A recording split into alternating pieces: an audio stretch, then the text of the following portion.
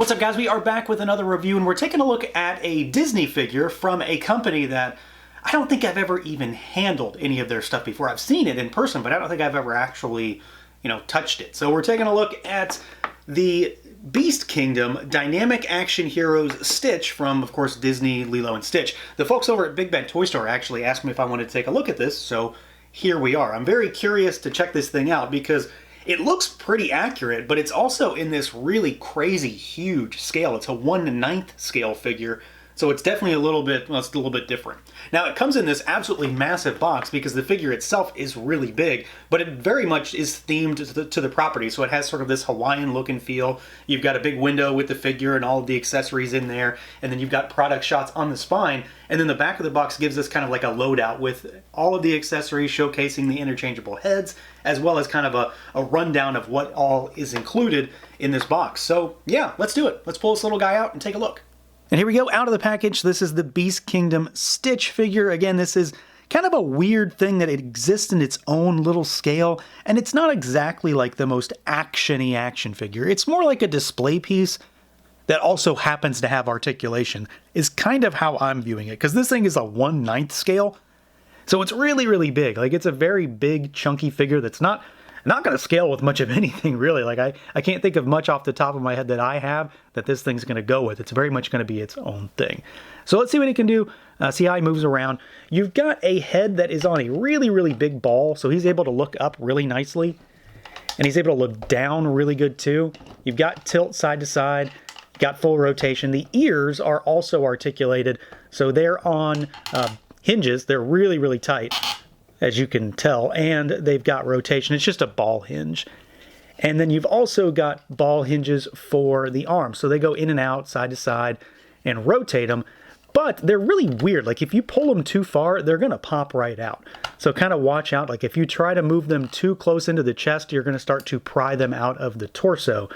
They're just pegs. They're nothing crazy, no weird joint work or anything like that, just word to the wise. You do have an elbow, but it's honestly not all that functional. Like, it really doesn't do anything. Like, this is neutral, and that is hinged, so it doesn't really do a whole lot. And then you've got just swivels at the wrist. Like, they are ball pegs, but they don't really have much in the way of a shimmy. It's really just a twist. The legs are also kind of weird, too. Again, this is what I'm mentioning, where it's like it's a display piece that also sort of happens to have articulation. So they can go out and they can kick forward, but it's just a peg in there. So it's just a ball peg that it's connected to, and there's no other articulation on this guy. So you can shimmy it, but it's going to do, one of those numbers. So if you want him to sit down, you can allow him to sit down doing something like that. So he does have some articulation, but he's not super dynamic, which I guess is kind of ironic because of the name of this line being, having the word dynamic in it. But it does have some articulation. I really like the head. Like, it has a ton of range, and just being able to move those ears does help him be at least a little bit more expressive in terms of how you want to pose him.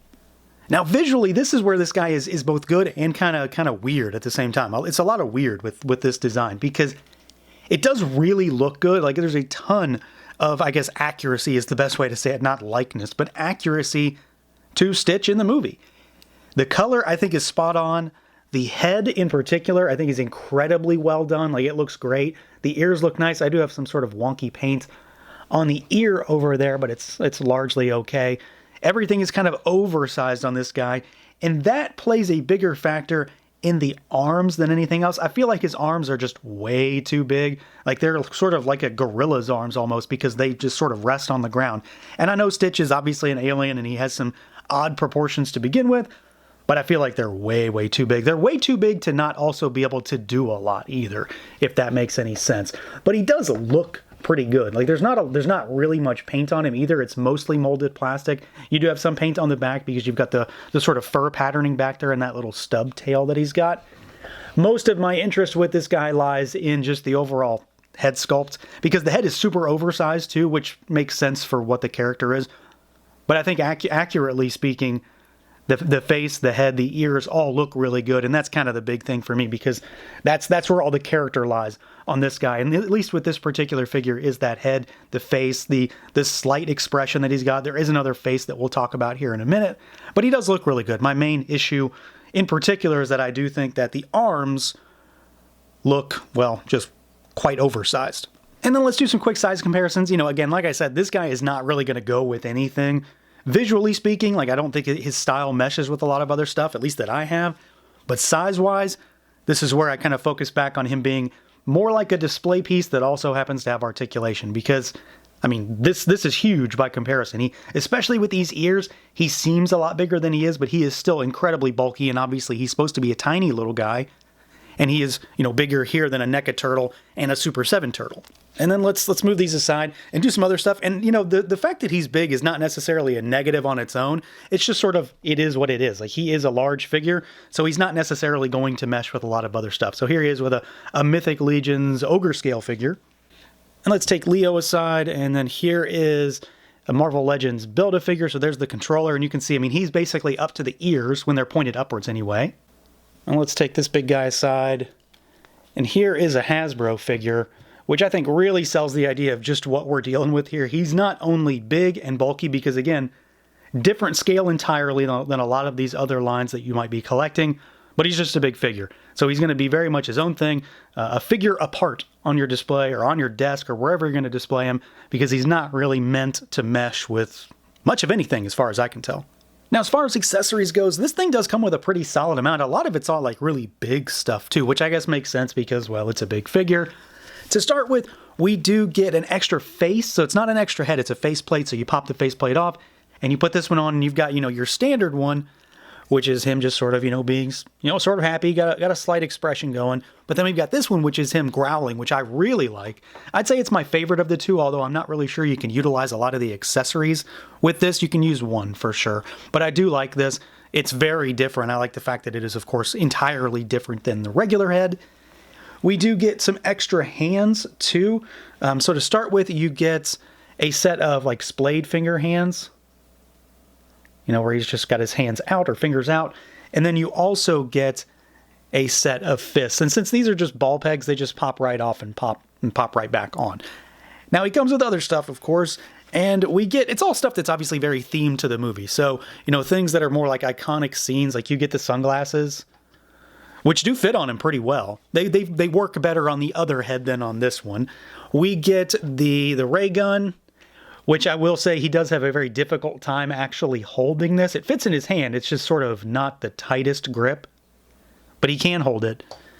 You get the mountain of ice cream, which he actually can hold really well. Despite this being incredibly heavy for what it is, the arm joints are pretty stiff, so he can hold this just fine. And this looks really good. I mean, there's a lot of paint on it too, so pretty nice little accessory there. We get the ukulele, which is, it is capable of being held in both hands. It is going to be a balancing act to make it work, but you can get him to do it. I feel like if he had better elbow range, it wouldn't have been an issue, but he does have that, and of course that's very iconic to the film. We also get the little voodoo doll, Scrump. He can't hold this very well, but I don't know that it's really that big of a deal. It has no articulation, which I don't know that matters either, but it looks really good. There's a decent amount of paint. The sculpt is nice. Pretty much looks like it jumped right out of the film, so I'm pretty happy with that. And then the last thing that we get is the surfboard, which this is one of those things that's like, it's kind of cool, but I'm not really sure how I would ever use it. It doesn't have any fin or anything on it, so it's just going to lay flat unless you are, you know, an actual toy photographer, which I am not.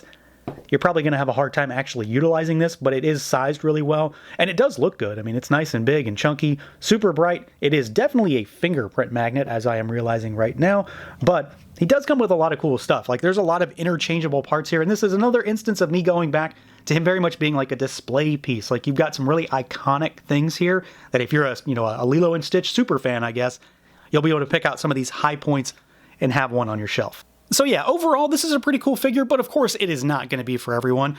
It's not exactly like a full-on action figure. Like, it is, but it also isn't, because it doesn't have a ton of articulation.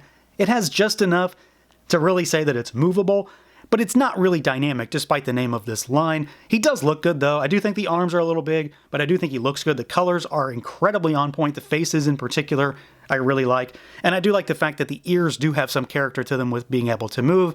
He also has some really solid accessories. Some are harder to use than others, but I think the selection is really nice. There's a couple of really key things in there. And then at the end of the day, if you're a big Lilo and Stitch super fan, this is probably going to be right up your alley, and especially something that's going to draw some attention to your shelf. Definitely be a little bit of an eye catcher. So that's going to do it for this look at the Beast Kingdom Dynamic Action Hero Stitch. Let me know what you guys think. Feel free to like, comment, subscribe, and share, and until next time.